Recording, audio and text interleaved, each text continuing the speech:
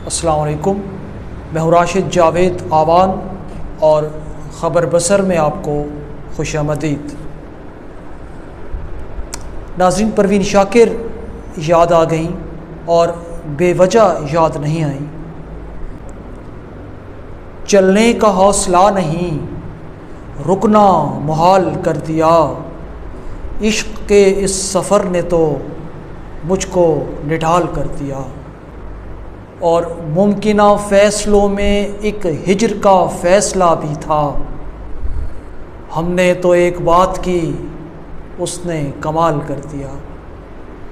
तो मेरी मुराद मोहसिन नकवी साहब की उस शुरह आफाक तजवीज़ से है कि सिस्टम कोलैप्स कर गया।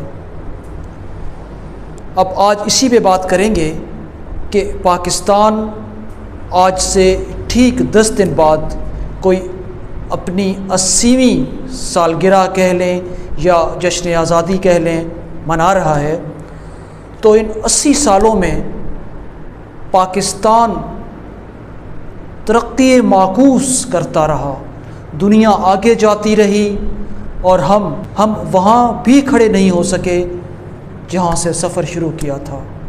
और फिर मुनीर न्याज़ी याद आ रहे हैं कि मुनीर इस मुल्क पर आसेब का साया है या क्या है, कि हरकत तेज़ तर है और सफ़र आहिस्ता आहिस्ता। नाज़रीन गिरामी, मोहसिन नकवी साहब ने ये बयान उन्होंने एक बिज़नेस फोरम की तकरीब में दिया। क्या ही अच्छा होता कि वो सेनेट के रुकन भी हैं, वफाकी वज़ीर दाखिला भी हैं और एक वज़ीर बातदबीर भी। तो सेनेट के इजलास में ये बात क्यों नहीं कही? और जिस सिस्टम के कोलैप्स होने का उन्हें दुख है, वो ख़ुद उसका हिस्सा हैं। और क्या खूब हिस्सा है कि सिर्फ़ वज़ारत दाखिला ही नहीं, वज़ारत ख़ारजा भी तकरीबन संभाल रखी है।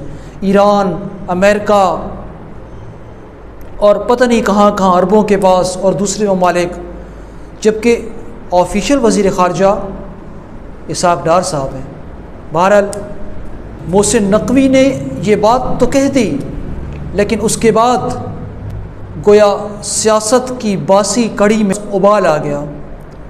नवाज़ शरीफ और आसिफ अली ज़रदारी, जो इस सिस्टम के अब आखिरी चिराग हैं और बकौल शख्स से चिराग़े सहर हूँ बुझा चाहता हूँ, अब इसके बाद न शायद नवाज़ शरीफ वज़ीर आज़म बने और न शायद ज़रदारी तीसरी मरतबा सदर। लेकिन ज़रदारी साहब 5 जुलाई से कराची में सकूनत इख्तियार किए हुए हैं। वो मुल्क के सबसे बड़े आइनी ओहदे पर बरजमान। नवाज़ शरीफ साहब बहुत अरसा गायब रहते हैं, लेकिन जब कोई बात उनकी पार्टी पर आए या इस बोसीदा और गले सड़े निज़ाम या इसको सिस्टम कह लें इस पर, तो फ़ौरन मजलिस में शामिल हो जाते हैं। वो गोया कि महफ़िल में इस ख़याल से फिर आ गया हूँ मैं, शायद मुझे निकाल के पछता रहे हों आप। तो वो अभी आज़ाद कश्मीर के इलेक्शन के ज़माने में दोबारा मंज़र आम पे आए और उन्होंने ये मशहूर आम शिकवा भी किया कि मुझे क्यों निकाला। तो बहरहाल इस वक्त नून लीग की पूरी प्लेयर्स 11 इसी बात को डिफेंड करने में है कि नहीं, सिस्टम को कुछ नहीं हुआ। और एहसान इकबाल साहब तो यहाँ तक फरमा गए कि सिस्टम बेहतरी की जानिब जा रहा है। अब इस मुकाम पर कुछ गुजारिशात मोहतरम मोहसिन नकवी साहब से कि जनाब, आप इस सिस्टम का सिर्फ हिस्सा ही नहीं, एक ताकतवर तरीन रुकन है। और माशाअल्लाह आपके पास क्या नहीं, पाकिस्तान क्रिकेट बोर्ड के आप चेयरमैन हैं, सेनेट के आप रुकन हैं, वज़ारत दाखिला के आप ऑल एंड ऑल हैं, और सबसे बढ़कर फील्ड मार्शल के करीब तरीन हैं। अब इसके बाद तो मेरे ख़्याल में आपके पास कोई जवाज़ रहता नहीं है अपनी कारकर्दगी पेश न कर सकने का। और जहाँ तक वज़ारत दाखिला की बात है तो न आप बलूचिस्तान में नज़र आते हैं, न आप कश्मीर में नज़र आए, और आप नज़र भी कहाँ आए, बिजनेसमैन फोरम में, जहाँ पर आप कोई मईशत की बात करते, कोई एक्सपोर्ट बढ़ाने की बात करते, कोई बैरूनी मुल्क से रेमिटेंस मंगवाने की बात करते। आपने एक ओपन सीक्रेट बयान कर दिया कि ये सिस्टम कोलैप्स हो चुका है। सर, ये कौम तो कब से कह रही है, आप ही समझ नहीं पा रहे। अब लगता यूँ है कि ये लिटमस टेस्ट किया गया है ये देखने के लिए कि अवाम क्या कहते हैं। अब उन्होंने जो लफ्ज़ इस्तेमाल किया कि मज़ीद सूबे बनने चाहिए, जबकि बहस ये चल रही है कि इंतज़ामी यूनिट्स बनाए जाएं। अब ये दो बिल्कुल मुख्तलिफ बातें हैं। सूबे कुछ और बात और इंतज़ामी यूनिट्स कुछ चीज़ें दीगर।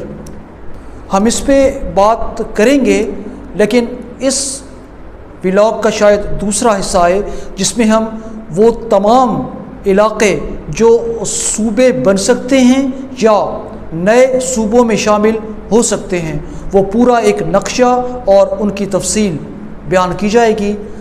आज सिर्फ इतना अर्ज़ करना कि पीपल्स पार्टी और नून लीग, ये जब मक्खन खाने की बारी आती है यानी इक़्तिदार, तो ये शीरो शकर हो जाते हैं, लेकिन जैसे ही इलेक्शन करीब आए या फिर इनके बकौल सिस्टम को ज़रा सा कोई एतराज़ भी कर दे तो ये एक दूसरे से गुत्थम गुत्था तो होते ही हैं।